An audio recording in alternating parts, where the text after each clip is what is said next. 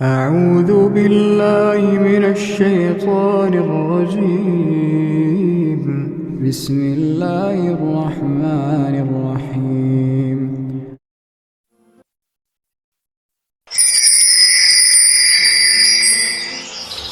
عبداللہ صاحب، 1 منٹ رکیے، مجھے آپ سے کچھ کام ہے۔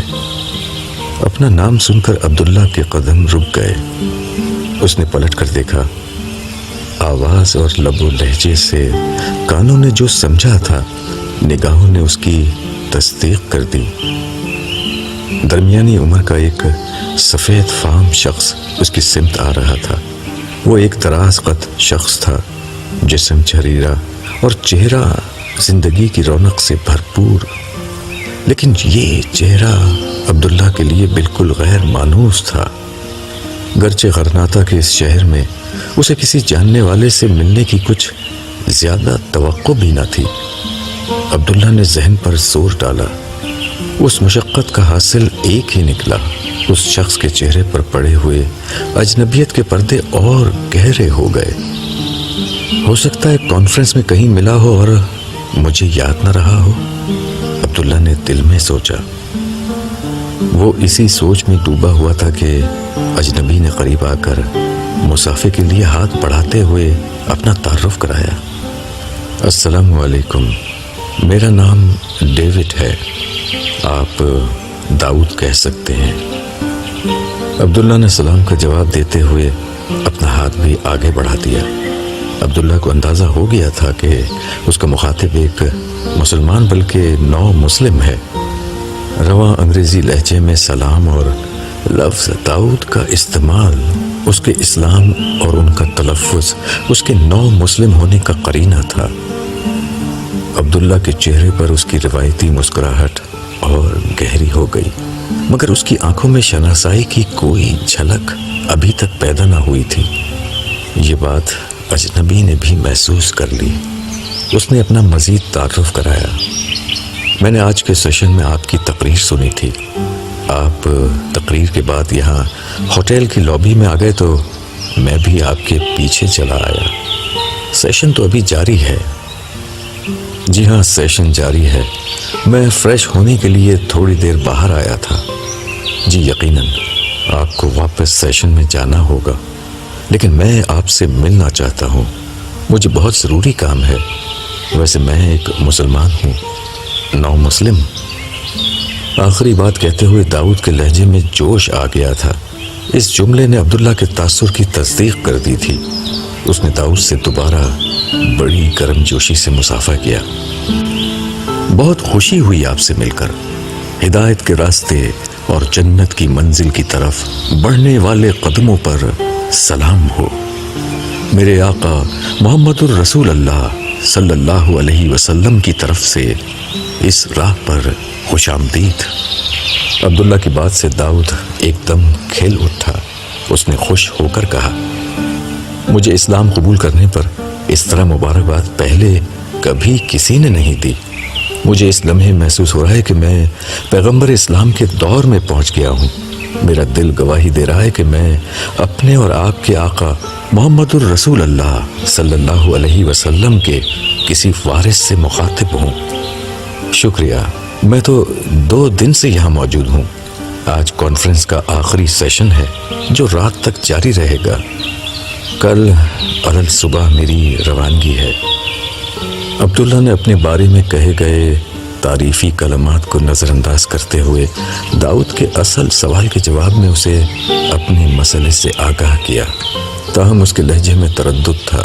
وہ ملاقات سے منع نہیں کرنا چاہ رہا تھا، مگر اس کے پاس ملنے کا موقع نہیں تھا۔ اس کی بات سن کر داؤد کے چہرے پر مایوسی طاری ہو گئی۔ لمحہ بھر دونوں خاموش ہو گئے۔ داؤد کے مرجھاتے چہرے کو پڑھتے ہوئے عبداللہ نے ایک راہ نکالی۔ ایک شکل ہو سکتی ہے۔ کانفرنس کا آخری سیشن سوال و جواب کا ہے۔ یہ سیشن شام میں ہوگا۔ دوپہر سے شام تک کا وقفہ ہے۔ میں اس وقفے میں الحمرا دیکھنے جاؤں گا۔ آپ چاہیں تو میرے ساتھ وہاں چلیں، مگر خبر نہیں کہ آپ کو وہاں جانے میں کوئی دلچسپی ہے یا نہیں۔ عبداللہ کی بات پوری بھی نہیں ہوئی تھی کہ داؤد خوشی سے بول اٹھا، کیوں نہیں، میں ضرور چلوں گا، یہ تو میری دلچسپی کی چیز ہے، کیونکہ میں پیشے کے اعتبار سے ماہر آثار قدیمہ ہوں، اس قدیم تاریخ کا ماہر جو پرانے آثار کے اجڑے ہوئے در و دیوار اور ان میں پوشیدہ دفینوں میں لکھی ہوتی ہے۔ چلیے، یہ تو بہت خوب ہوا، ہماری ملاقات پکی ہو گئی۔ آج کی سپہر الحمرا کے ساتھ آپ کے نام بھی ہے، میں انشاءاللہ یہیں لابی میں آپ کو مل جاؤں گا۔ جی ضرور، یہ میرے لیے احساس کی بات ہوگی۔ اس کے ساتھ ہی انہوں نے باہمی مصافحہ کیا اور عبداللہ آڈیٹوریم کی طرف، جہاں کانفرنس ہو رہی تھی، واپس جانے کے لیے آگے بڑھ گیا۔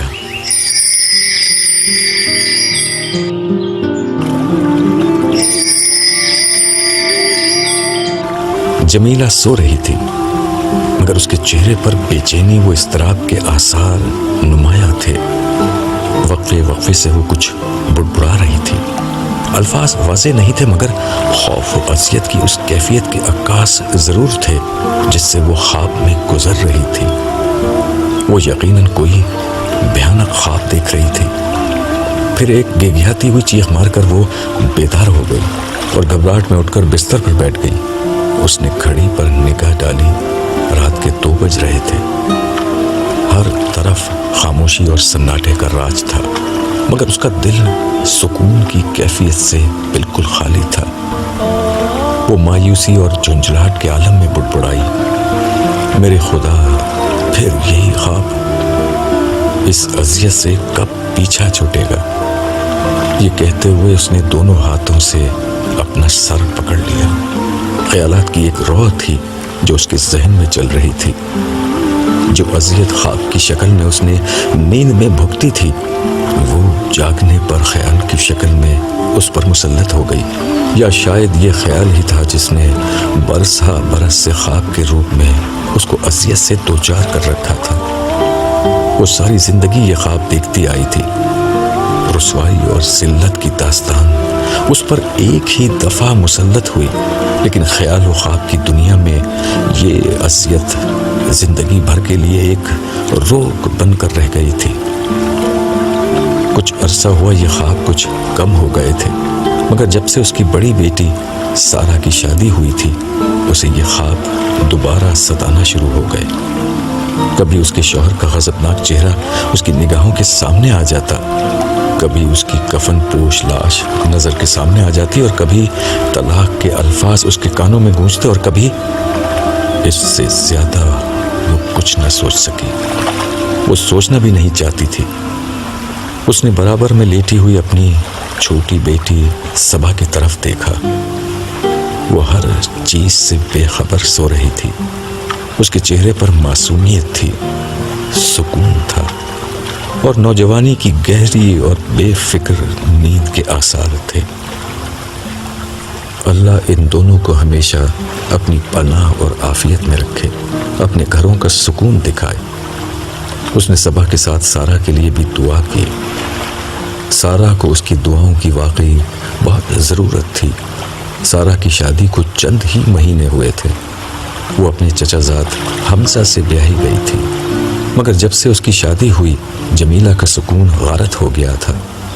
حمزہ اس کے دیور کا لڑکا تھا، مگر دونوں گھرانوں میں عرصے سے کچھ زیادہ ملنا جلنا نہ تھا، اس لیے انہیں حمزہ کے مزاج کا زیادہ اندازہ نہ تھا۔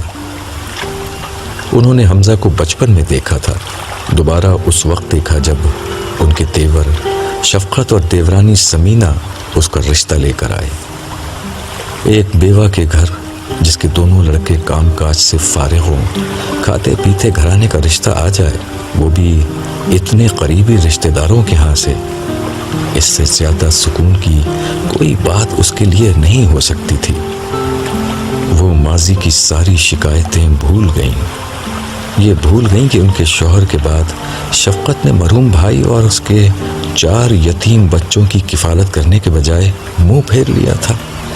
وہ یہ بھی بھول گئیں کہ جس وقت وہ اور ان کے بچے غریبی کے انبار میں دبے ہوئے زندگی کی گاڑی کسی نہ کسی طرح کھینچ رہے تھے، شفقت صاحب نے انہیں پلٹ کر بھی نہ پوچھا، نہ سگی رشتہ داری کا لحاظ کیا، نہ بھائی کے یتیم بچوں کا۔ وہ انتہائی خود غرض شخص تھے۔ یہی زندگی میں ان کی ترقی کا راز بھی تھا۔ انہوں نے زندگی بھر اپنے بیوی بچوں کے علاوہ کبھی کسی کا نہ سوچا۔ اپنی ترقی کی راہ میں انہوں نے کسی جائز و ناجائز، حلال و حرام کی پرواہ نہ کی، اور آج وہ دنیاوی ترقی کے عروج پر کھڑے تھے۔ ان کی بیوی سمینہ اپنے شوہر سے بھی 2 ہاتھ آگے تھیں۔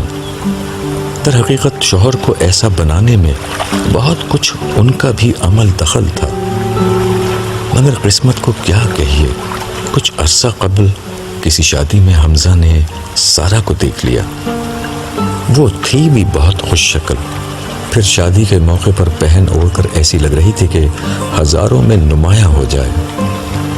وہ حمزہ کے من کو بھا گئی۔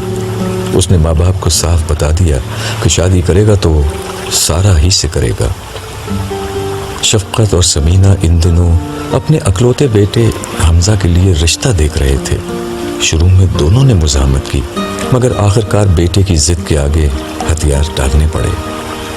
اگرچہ وہ اس رشتے پر دل سے راضی نہ تھے، اور خاص کر سمینہ تو کسی طور آمادہ نہ تھی، مگر بیٹے نے کسی بھی اور جگہ شادی کرنے سے صاف انکار کر دیا تھا۔ مجبوری کے عالم میں بیوہ بھابھی اور مرحوم بھائی کی اولاد کی محبت دوبارہ جاگی۔ پھر آنا جانا شروع ہو گیا، ملنا جلنا ہوا، تحفے تحائف دیے گئے، اور پھر آخرکار سارہ کا رشتہ حمزہ کے لیے مانگ لیا گیا۔ جمیلہ کس منہ سے اور کس طرح نہ کہتی۔ قریبی رشتہ داری، دولت کی ریل پیل، اچھا کھانا پینا، اور یہاں ہر جگہ مفلسی نے ڈیرے ڈال رکھے تھے۔ بیٹے بے روزگار تھے، بیٹیوں کو کسی نہ کسی طرح پڑھا لکھا دیا تھا، لیکن سمجھ میں نہیں آتا تھا کہ ان کی شادی کیسے ہوگی۔